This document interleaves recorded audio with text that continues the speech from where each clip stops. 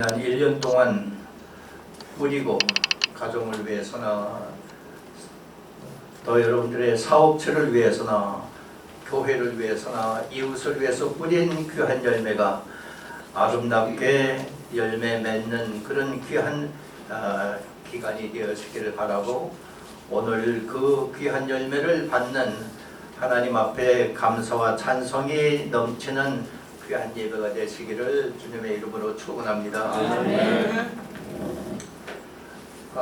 이스라엘 백성들의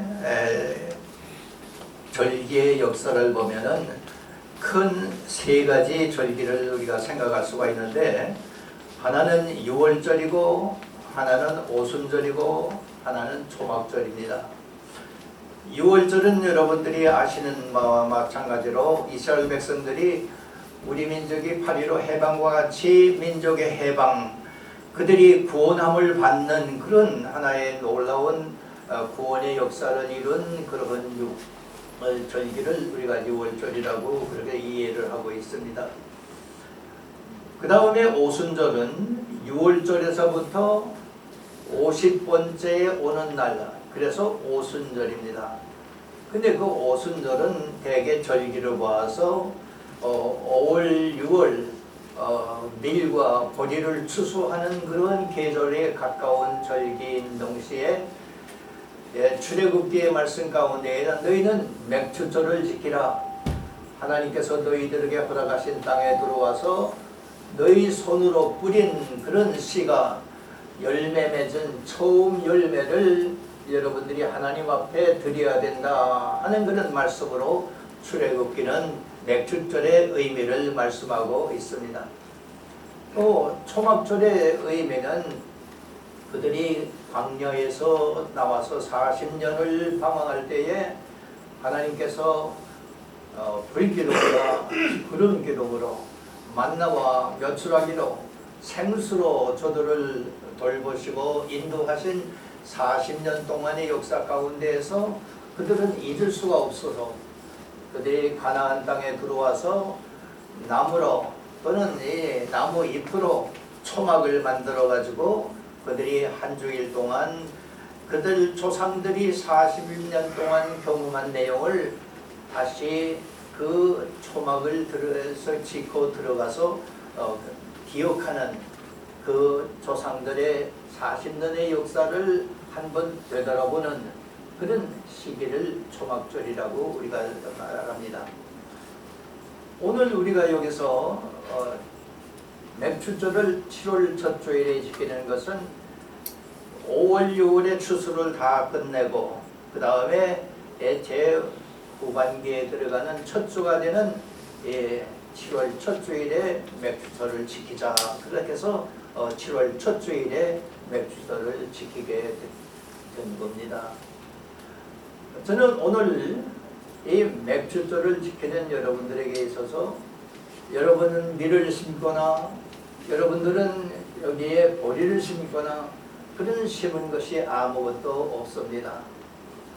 다만 여러분들이 심었다고 하면은 지난 3년 동안에 하나님의 의를 심고 하나님의 진리를 심고 무엇이 불의이고 무엇이 진리이고 무엇이 공의이고 무엇이 의인지를 여러분들이 말씀 안에서 찾고 그것을 심어서 오늘 여러분들이 드리는 이 맥추 감사 예배는 밀 때문에 보리 때문에가 아니라 하나님께서 지난 3년 동안 여러분들을 훈련시키고 여기에 한 장로교회라고 하는 교회를 세우셔서 처음 열매를 주신 기지창 열매를 오늘 하나님께 드리는 이 귀한 예배라고 하는 것을 여러분들이 기억해 주시기를 바랍니다. 하나님은 여러분들에게 지난 3년 동안에 심는 거, 여러분들에게 가꾸는 거, 이런 것들을 통해서 여러분들에게 교육을 시켰는데 그 말씀을 이 느헤미야라고 하는 이 하나님의 사람의 한 인생 동안에 역사하신 내용에 대한 것을 관련을 짓는 말은 다른 말로 하면은 얼마나 느헤미야가 고생을 하고 그 고생을 한 경험이 있는 사람이에요.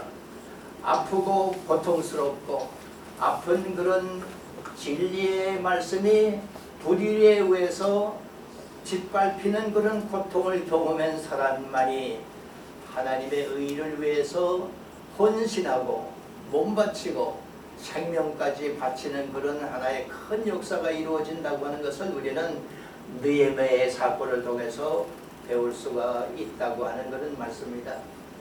그래서 오늘 이 느헤미야의 말씀을 통해서 우리가 생각하려고 하는 첫째, 우리가 그 고통받은 사람의 고통이 어떤 것이냐, 느헤미야라고 하는 사람이 어떤 고통을 받았느냐 하는 것은 여러분들이 기억해야 될 겁니다.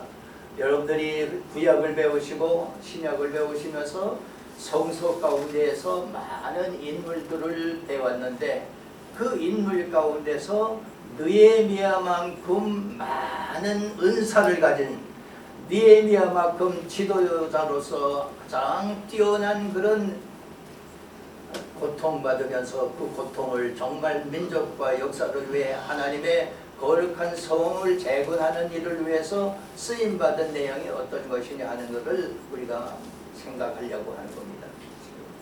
이 세상에서 가장 어려운 시련, 인간 대우를 받지 못한 사람들이 어떤 사람들일까? 첫째 하나는 여러분들이 우리 역사에서 보면은 이조 500년 동안에 가장 낮은 천민들, 백정들, 이런 사람들은 인간적인 대우를 받지를 못했습니다.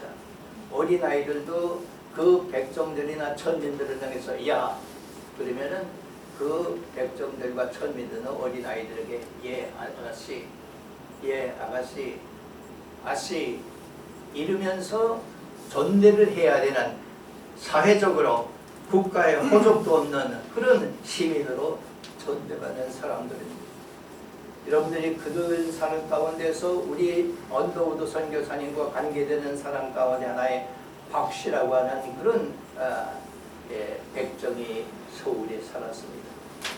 그 백정이 갑자기 장신불사가 알아서 거의 다 죽게 됐는데 아무도 돌아오는 사람, 누구도 치료해 줄 사람이 없습니다. 그때에 고종 황제를 위해서 오히려 수고하던 어비스 선교사라고 하는 의사가 와서 자기의 몸을 만지고 자기의 병을 고치고 이래서 병이 난 겁니다. 이 백정이 생각할 때 아무도 돌보지 않고 천민, 인간 취급을 받지 못하는 나에게, 그것도 다른 사람이 아니고 고종 황제에게 어이가 되는 그런 높은 지위에 있는 그런 분을 치유하는 그런 분이 직접 찾아와서 자기를 만져주고 자기의 병을 고쳐주었다고 하는 것은 이게 보통 일이 아니고 하나님께서 보내신 예수 그리스도의 사랑으로 되어진 거다 하는 것을 깨닫게 됐습니다. 그래서 그는 자기 친구들 360명이라고 하는 그런 백정들에게 전했습니다. 내가 이렇게 병들어서 죽게 되었는데 내 아무것도 아닌 그런 이 천민의 몸을 오히려 고쳐서 나를 고쳐줬는데, 그분은 선교사로 예수 그리스도의 사랑을 가지고 오신 분인데 이것이 그 사랑이 아니고서는 도저히 있을 수가 없는 일이었습니다. 이 고백을 자기 친구들에게 전했습니다. 서울에 사는 360명의 이 많은 이 백정들이 그 얘기를 듣고 깜짝 놀라서 그럼 우리도 교회에 가서 예수를 믿어야 되겠다. 모두가 다 교회에 나와서 예수를 믿게 된 겁니다. 이 소식이 전국에 퍼지면서 기독교의 지도자들과 선교사님들이 함께 모여서 의논을 했습니다. 자, 이제 이 많은 백정들이 예수를 믿고 구속함을 받은 하나의 놀라운 역사가 있는데, 이것을 우리가 그냥 보고만 있을 것이 아니라 고종 황제에게 상소문을 올리자. 이분들도 호족을 가진 보통 사람과 같은 인간의 대우를 받을 수 있도록 호종에 올리자. 저 사람들도 갓을 쓰고 상투를 틀고 다른 사람들과 마찬가지 대우를 받는 인간으로서의 존엄성을 우리가 인정하자. 그래서 고종 한정님께서 그 상소문을 보고 정말 가상하게 여기서서 그분들을 이제 500년 동안 인간의 대우를 받지 못한 그 사람들을 인간으로 취급할 수 있도록 호족에 올리도록 유연호를 하신 겁니다. 그래서 500년 동안 모든 사람들에게서 짓밟히고 모든 사람들에게 천대받고 모든 사람들에게 인정받지 못하는 그런 사람들이 호족에 올려 정말 정당한 그런 한국의 시민으로 올게 되었다는 겁니다. 또 우리가 생각할 수 있는 사람들 가운데서 정말 가장 어렵고 천대받고 고생한 사람들이라 그러면 포로를 생각할 수가 있습니다.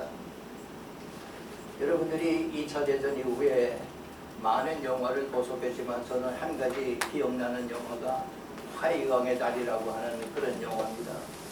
그 영화를 보면 다른 장면도 다 인상이 남지만은 제 마음 가운데에는 그 포로들이 걸어가는 모습, 포로들이 입고는 신발이 다 헤어져서 발가락이 나오는 그런 신발, 그들의 옷들이 다 찢어져서 살이 보이는 그런 옷, 그들의 먹지 못하고 학대받고 고난받고 고통스럽게 살아서 뼈만 남고 광대뼈만이 남은 그들의 얼굴의 모습을 잊어버릴 수가 없습니다.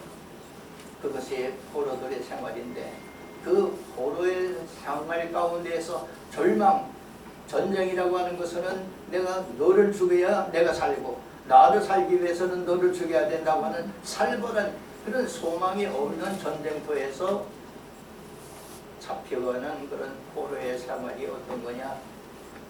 그런데 한 가지 중요한 것은 몰트만이라고 하는 신학자가 있습니다. 그분이 독일에서 태어나서 2차 대전 때 17살에 군대에 끌려가서 그 어려운 희망이 없는 목적이 없는 정말 죽음밖에는 보이지 않는 그런 곳에서 자기가 전쟁에 참여했다가 영국군 포로가 됐습니다. 영국군 포로가 돼서 그 군목님이 주는 성경을 보게 됐습니다. 그 성경을 보니까 이 성경 말씀은 하나님께서 심판하시는 거, 하나님께서 예수 그리스도를 통해서 구원하시는 거, 우리가 하나님의 나라가 이 땅에 임재하신다고 하는 그런 소망을 거기서 찾게 되었습니다. 그래서 희망이 없고 절망만 있고 죽음만이 있는 그런 포로 생활 가운데서 희망의 신학이라고 하는 것을 써서 2차 대전 이후에 유명한 그러한 신학자가 됐습니다.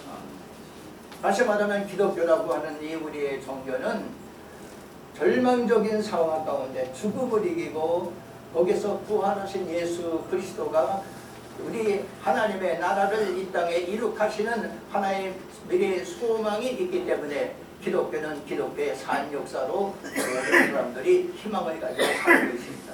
아멘.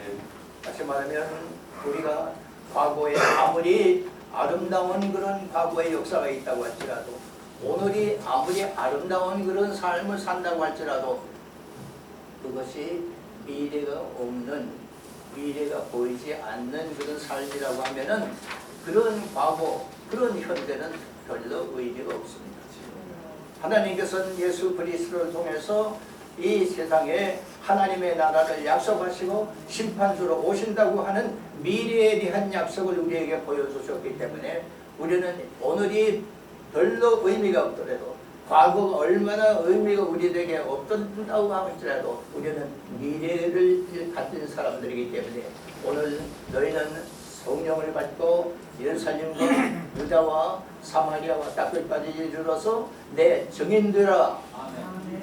그 일을 창조적으로 매일매일 이어가는, 아까 우리 박 목사님이 여러 가지 내용으로 보고를 하실 때 중요한 것은 이 이재창의 어려운 문제를 해결할 수 있도록 역사한 가장 중심에는 물론 하나님의 역사지만 하나님께서 여기에 장로님들을 통해서 여기에 권사님들을 통해서 그 역사가 이루어졌다 하는 것을 말씀했습니다.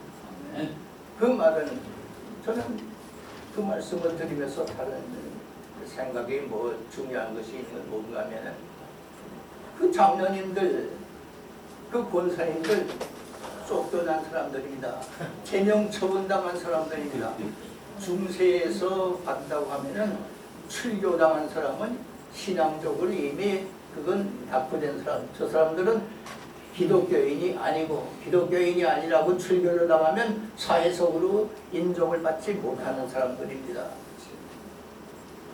인정받자는 받지 못하는 사람들, 출교당한 사람들, 교인이라고 인정받지 못하는 그 사람들이 이 역사의 가운데에 서서 주동적인 역할을 했다고 하는 그런 얘기예요.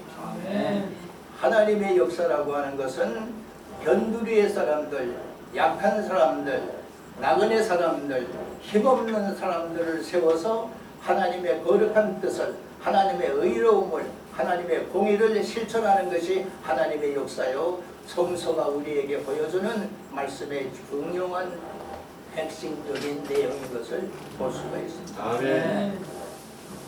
여러분들이 만일 저 거기 있는 그 교회에서 싸우다가 쫓겨났다고 하면은 여러분들 정말 창피하고 정말 부끄럽고 정말 어디 가서 얘기할 수가 없을 텐데 오늘 여러분들이 고통스러워서 화가 나서 분노가 차밀어서 잠 못 자는 분들이 있습니까?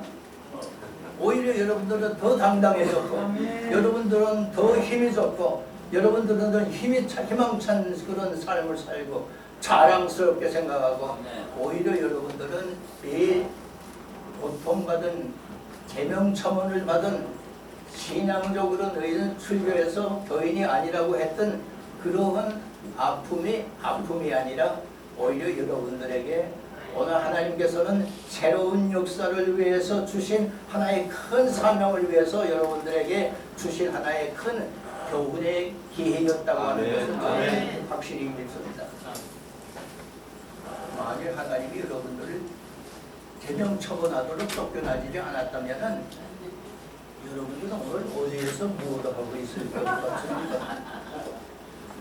만일 여러분들이 쫓겨나지 않고 그대로 거기서 싸우려고 계속해서 밀려났다고 하면은 여러분들이 부끄러워서 어디 가서 누구한테 어떤 얘기를 할 수가 있습니까? 그런데 오늘 여러분들은 아까도 말씀드린 것처럼 더 당당해지고 더 자신감이 있게 되고 더 하나님께서 여러분들을 쓰시는 내용이 뭐라고 하는 것을 확실하게 되었다는 거예요. 하나님께서 여러분들에게 주신 큰 은사예요. 하나님께서 여러분들을 택하신 것이라고 생각을 합니다. 느헤미야를 통해서 우리가 배우려고 하는 한 가지 얘기는 지금까지 말씀드린 건 고난을 경험한 사람, 아픔을 경험한 사람, 그 불의에 의해서 당한 괴로움이 어떻다고 하는 걸 경험한 사람이래야 진리를 위해서 싸울 수 있다는 것을 말씀을 드렸고, 두 번째 여러분들에게 기억할 수 있는 것은 느헤미야라고 하는 사람은 어떤 은사를 가졌느냐 하는 것을 우리가 생각할 수가 있습니다. 다시 말하면은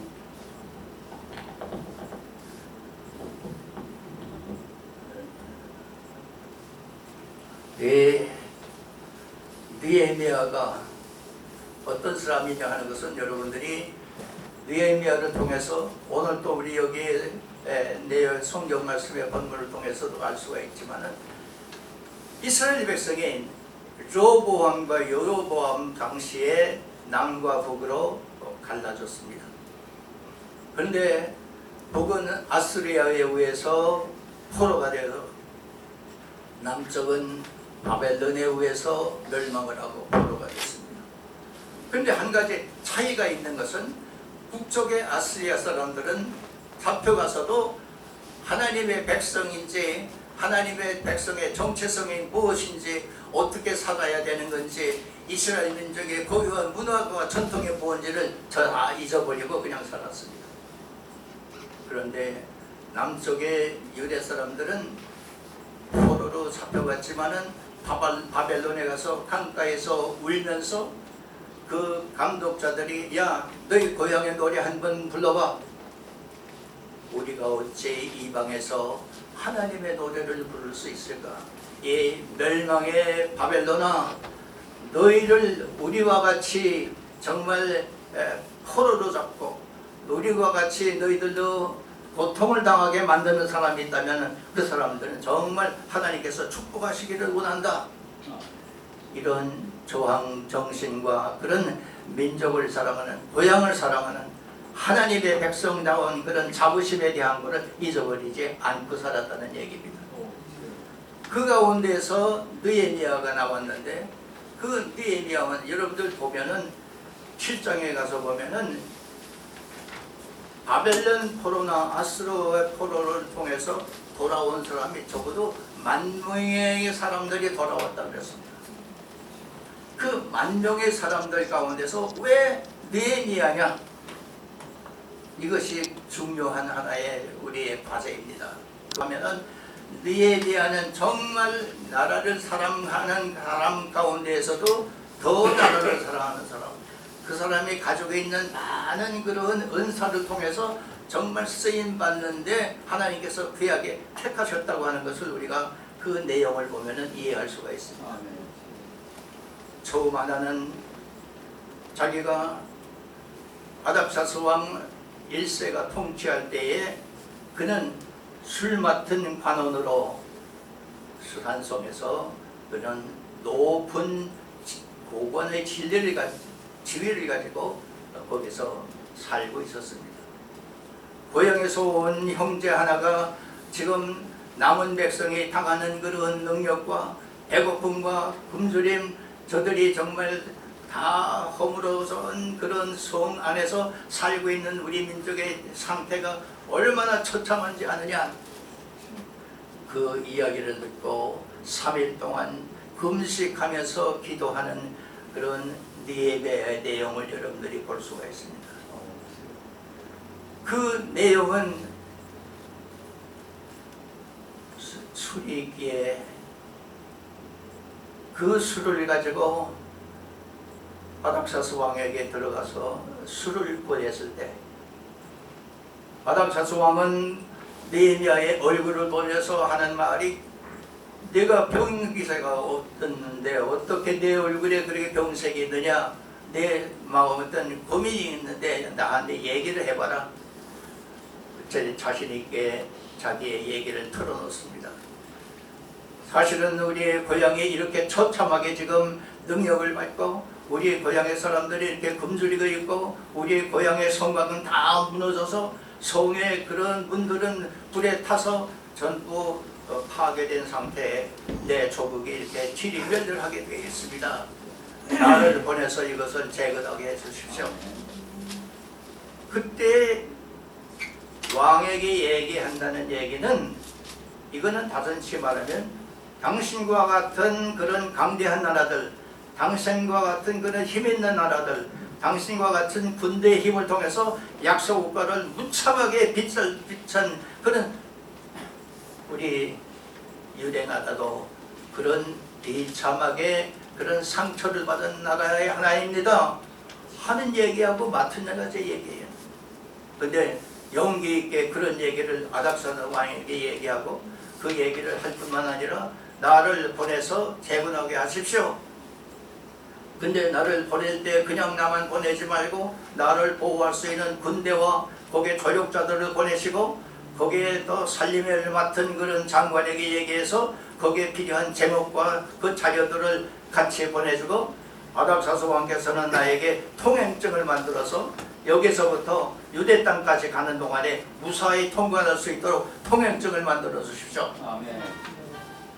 이러한 구체적인 책임이 있고 신용이 있고 그런 구체적인 행정력, 지도력, 이런 것이 느헤미야가 가진 그런 중요한 은사였다는 그런 얘기입니다. 여러분, 성경에서 모세도 유명합니다. 그런데 모세는 그런 행정력과 조직력이 없었어요. 그러니까 날씨가 몇 해 뜨거운 사막에서 온 백성들이 나와서 재판을 받아야 되는 거예요. 이제 노예로 살던 사람이 이게 내 물건인데 저 사람이 훔쳐갔습니다. 그거 아니다. 너 십계명이 이런 건데 이건 여기니까 이건 잘못된 거야. 그거를 한 사람 한 사람 재판을 해야 되는데 뜨거운 햇빛 아래서 수없이 많은 사람들이 기다리고 있으니까 이들은 자기의 장인이 나와서 보니까 한심한 거예요. 야, 50부장, 10부장, 100부장을 세워가지고 일을 이렇게 분담을 시켜. 그러니까 모세라고 하는 사람은 하나님 앞에 기도는 열심히 했는데 행정력이 없는 사람이에요. 바울 같은 사람은 모든 지식을 가지고 그때 당시에 정말 유명한 힘있는 권력자들, 그 당시에 예수 그리스도를 십자가에 못 박은 그런 모든 그런 사람들 앞에서 변론하고 하나님의 말씀을 증거하고 그 하나님의 말씀이 왜 당신들이 이와 같이 만들었는지, 그래도 그분은 살아나셔서 하나님 우편에 앉아 계신다고 하는 것을 변론하는데 굉장히 발견을 가진 사람이기 때문에 증거하는 그런 일에 세계를 돌아다니면서 말씀을 증거하는 선교사가 된 거예요. 근데 느헤미야는 그런 하나님과의 관계 또는 사람들에게 설득력이 있는 바울과 같은 그런 지혜와 모든 내용들, 그런 거는 없었을지 모르지만은 기회에 기도하고 그도 정말 구체적으로 행정적으로 이 조직력을 가지고 한 것은 뛰어난 그런 은사를 가진 사람이었습니다. 그래서 성을 보수할 때도 아무렇게나 하는 게 아니라, 야, 너희 집 앞에 있는 것을 너희가 보수해. 자기 집 앞에 있는 것을 보수해야 더 잘하실 거고 더 허물어지지 않도록 건견고하게 할 거고. 그리고는 모든 사람들에게, 야, 너희들 도비아나 산발렛이나 이것을 방해하는 자들이 와서 너희들을 할지 모르니까 나팔수가 나팔을 불면은 전부 함께 모여. 너희들이 저들을 두려워하지 말고 정말 너희 가정과 너희 자녀와 너희 아내와 너희 식구들을 위해서 싸우라. 한 손에는 무기를 들고 한 손에는 작업을 하는 그런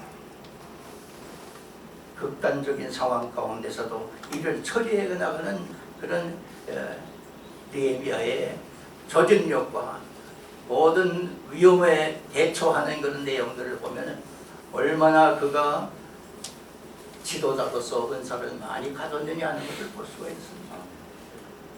근데 저는 오늘 여러분들에게 말씀드리려고 하는 것은 느헤미야의 은사를 말씀드리려고 하는 것이 아니라 느헤미야의 은사를 통해서 여러분들의 지도자가 한 내용을 보면은 얼마나 놀라운 그런 지혜들을 가졌는지 모릅니다. 아까 박 목사님 보고할 수 있는 내용 속에서 어떤 분이 어떤 일을 했다고 하는 것을 하니까 반병할 필요가 없습니다. 중요한 거 한두 가지만 제가 말씀드릴게요.